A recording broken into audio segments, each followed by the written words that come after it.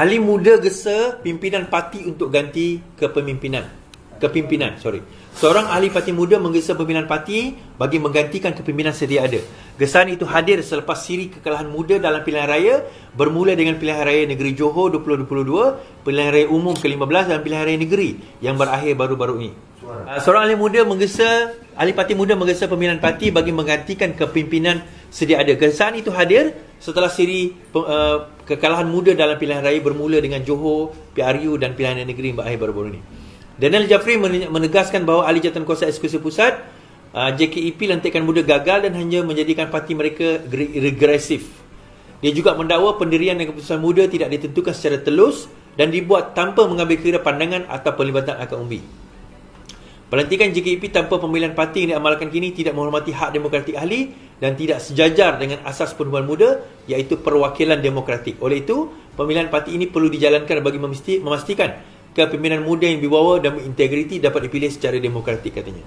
Muda kalah di semua kerusi yang ditandingi di 6 PRN Sabtu lalu dengan kesemua 19 calon di Negeri Sembilan, Pulau Pinang, Selangor dan Terengganu hilang deposit.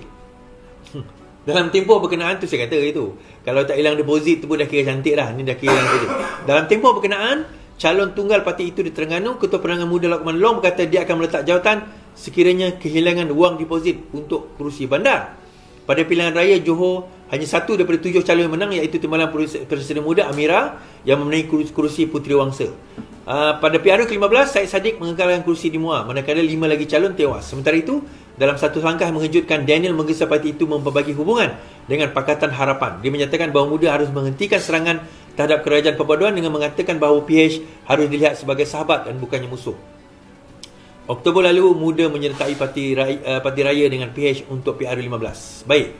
Komen saya tentang perkara muda ni, tuan-tuan. Yang pertama sekali, kalau siapa yang ikut live saya, dia tahulah saya komen tentang muda ni. Saya kata parti muda ni takkan ke mana. Itu komen awal saya dulu. Bagi saya, Syed Saddiq terlalu cetek ilmunya di dalam politik, terlalu cetek pengalamannya di dalam politik untuk menubuhkan parti politik. Ceteknya pengalaman Syed Saddiq di dalam politik ni, berada di dalam parti politik yang macam satu bersatulah pun bagi saya dah cetek. Ini kan pula nak buat parti politik lagilah cetek. Pasukan-pasukan yang ada di dalam tim Syed Saddiq pun saya tak pernah dengar mereka berada di dalam politik sebelum ini, melainkan mereka anak muda yang ada pelajaran. Itu saja. Dek, saya nak cerita. Nak ceritalah, bukan nak bunyi sombong. Abang ni, nak ceritalah. Walaupun rupa sememeh macam ni, kata orang kata, ijazah overseas baik. Belajar kat UK ni, yang undang-undang kat UK. Tetapi kita pun faham bahawa walaupun kita belajar tinggi, tidak bermakna daripada segi pengalaman kita lebih tinggi daripada orang berpengalaman. Sebab pengalaman ini adalah sesuatu yang kita kena hadapi dan melalui proses masa.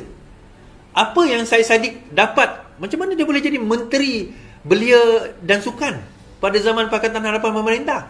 Reason being sebab dia bersama dengan Atok je. Kan, dia bersama dengan Atok pada waktu, saya ingat lagi tahun 2017, dia pada masa itu kononnya seorang juara debat, hebat dalam perdebatan, menang. Kemudian, mungkin tak menang lah, tapi maksudnya hebat, diambil oleh Atok untuk golongan muda, anak muda, bawa ke dalam kabinet, bawa ke dalam kepimpinan, menang, bertanding menang. Pada masa itu, letaklah siapa pun sebenarnya dekat Muar tu menang je. Memang rakyat nak berubah. So, bila dah menang, lepas dah menang tu, tuan-tuan, apa yang berlaku? Terus dilantik jadi menteri. Oh, bila dah jadi menteri, rasa diri hebat lah, rasa diri dah tinggi dah, rasa diri macam dah kira boleh pergi jauh lah. Tuan-tuan, bagi saya politik is an art. Politik bukan sains, tuan-tuan. Kita boleh belajar political science, yang itu sains dalam memahami terma-terma politik, sejarah-sejarah politik. Tetapi politik is an art.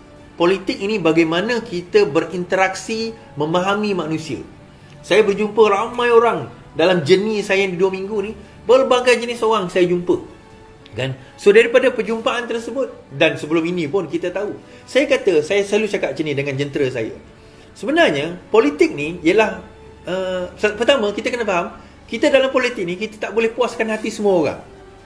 Kita takkan boleh puaskan hati semua orang. So bagaimana seni kita nak bermain dengan perasaan orang ni, bermain dengan perasaan orang, bukan memainkan, maksudnya berinteraksi dengan perasaan orang supaya kita tak menyakitkan hati dia, dalam masa yang sama dia puas hati dengan kita. Yang itu yang sangat sukar sebenarnya. Sangat sukar, dan tak ramai ahli politik tahu bagaimana nak bermain dengan perkara itu. Sebab itu kan. Tapi balik kepada cerita Muda tadi, bagi saya Muda tidak ada pengalaman dalam politik pun kan? Kalau saya nampaklah budak-budak muda ni, budak-budak yang seronok. Saya tengok pengumuman dia, mereka orang yang seronok. Tapi bagi saya, level mereka mungkin level NGO boleh lah. Level orang kata apa, buat-buat program untuk anak-anak muda boleh. Saya bagi satu contoh, tuan-tuan. Idea paling bangang Syed Saddiq apa? Buat undi 18. Itu idea paling bangang.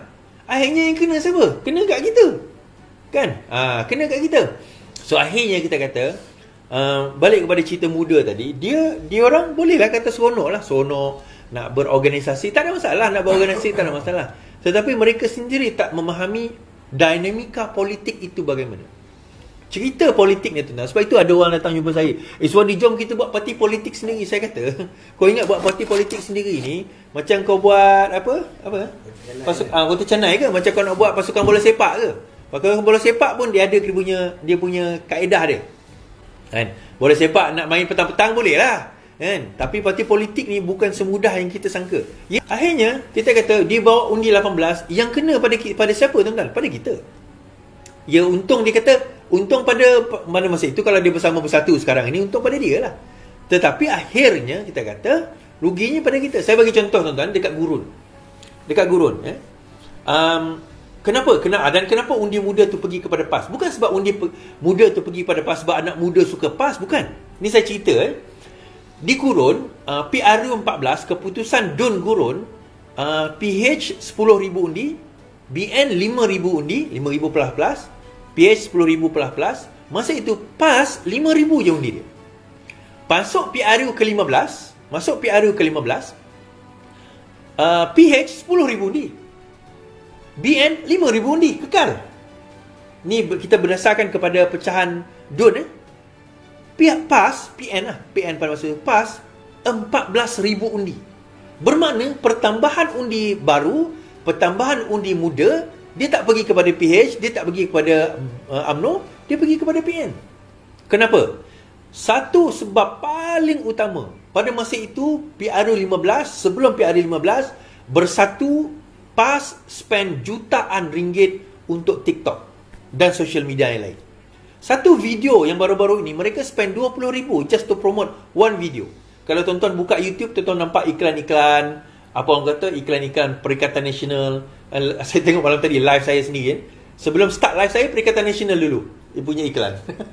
Kan? So dia spend money on that. Salah ke? Tak salah. Tak salah. Itu adalah usaha mereka nak menang pilihan raya tu pulang. So balik kepada cerita Muda tadi. So dia orang rasa bangga. Suara tak ada. Dia orang rasa bangga. Dia orang rasa bangga sebab apa orang kata, dia dapat jawatan. Dia dapat kedudukan. Dia rasa dia boleh pergi jauh dengan kedudukan tersebut. Tapi akhirnya, tuan-tuan, bila dia nak pergi jauh dengan kedudukan tersebut, dia nak pergi jauh macam mana? Dia nak pergi jauh macam mana sebab dia tidak ada tempat untuk dia nak berpaut. Dia tidak ada visi yang jelas. Muda tidak ada visi yang jelas. Ni apa visi muda sebenarnya? Apa yang dia nak bawa? Muda ni bukan bermaksud dia bawa suara anak muda, bukan. Muda ni adalah tindakan demokratik, something bawa demokratik lah.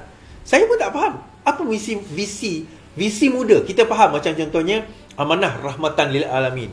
Kalau kita tengok PKR reformasi, DAP demokratik, kan, nak bawa apa orang kata semangat demokrasi dalam negara kita. Muda dia bawa apa? Apa yang muda bawa?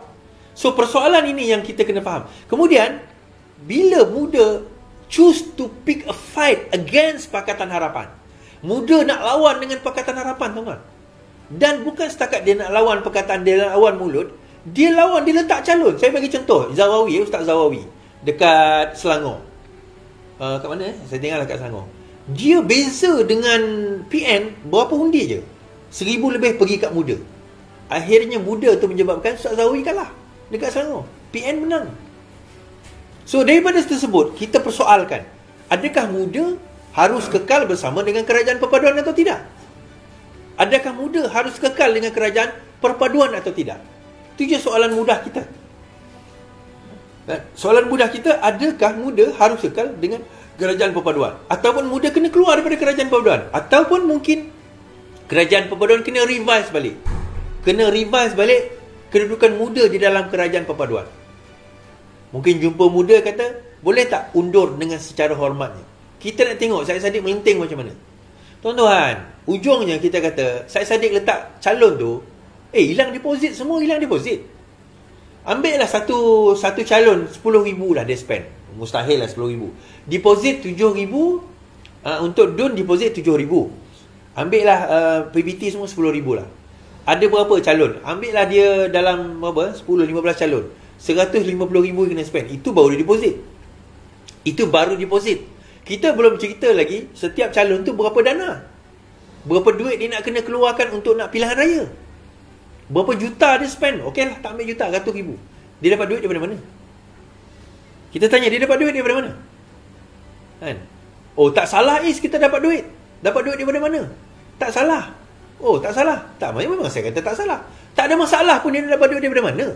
Persoalannya adalah, kenapa dia ambil duit itu, dia letak pergi lawan dengan kita. Kalau betul-betul nak lawan tuan-tuan, betul-betul kita semangat East Wadri sebab kita nak lawan Perikatan Nasional, kenapa tak letak Kelantan, Terengganu dengan Kedah? Kenapa letak kat Selangor? Kenapa letak kat Penang? Kenapa letak kat tempat-tempat tersebut? Soalan kita. Kan? Kenapa tak letak dekat tempat-tempat tersebut?